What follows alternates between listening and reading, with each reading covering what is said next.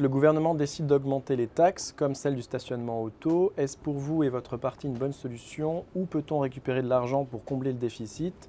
Et d'ailleurs, il y a d'autres internautes qui demandent quelles sont les solutions du PS plus largement face à la crise et au déficit budgétaire. Les solutions du gouvernement sont antisociales. Taxer les pauvres, c'est tout ce qu'il sait faire pour diminuer les impôts des riches. Voilà quelle est la stratégie fiscale du gouvernement depuis des années. Notre proposition à nous est de d'abord faire payer finalement toutes les dérives du système financier.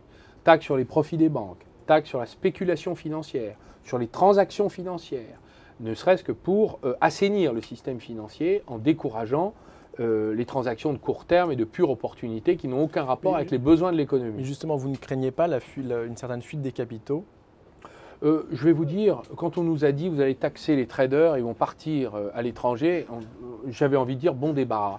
Nous n'avons pas besoin aujourd'hui de capitaux spéculatifs, nous avons besoin de capitaux dans l'économie qui s'investissent. Et ceux-là, ils ne s'investissent pas. Il y a aujourd'hui une aversion du système financier pour le risque. Ils ne prennent finalement d'investissement que dans des secteurs ultra spéculatifs qui ne servent la cause d'aucun intérêt économique sérieux.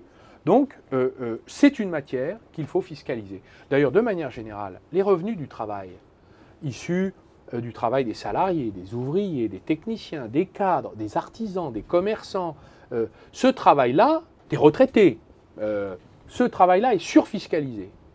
En revanche, les revenus du capital, c'est-à-dire de l'argent qui produit de l'argent sans rien faire, lui, est sous-fiscalisé. Vous avez par exemple l'impôt sur les sociétés, donc les bénéfices des entreprises, a diminué tendanciellement de 10 à 15 points en l'espace de 15 ans. Ça n'est pas acceptable quand aujourd'hui tous les impôts sur le travail explosent, d'une manière générale, ou sur les catégories indistinctes de la population. L'affaire du stationnement, c'est inacceptable. C'est prendre de l'argent indûment et en plus multiplier par 2 les amendes. Je pense que déjà que les ministres diminuent leur paye, ce que nous faisons, nous, en Saône-et-Loire, nous avons imposé des diminutions d'indemnités dans un plan d'assainissement des finances locales où, en fait, je suis comme une sorte de Georges Papandréou de Saône-et-Loire, du nom du Premier ministre grec, où je suis obligé de réduire de 56 millions les dépenses, d'augmenter les impôts de 13% pour financer le 5e risque, c'est-à-dire la dépendance des personnes âgées. Vous préconisez la rigueur plus que l'austérité en France? Écoutez, je ne sais pas ce que c'est que la différence entre la rigueur et l'austérité. Ce que je sais, c'est que ce sont finalement les plus modestes qui payent la facture, qui payent le prix fort de la crise. Ils ont déjà payé les années de croissance relative avec l'augmentation de la productivité dans les entreprises.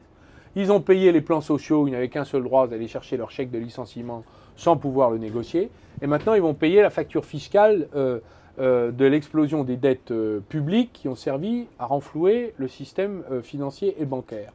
C'est absolument un fardeau insupportable pour les catégories les plus modestes de la population, classe moyenne et couche populaire.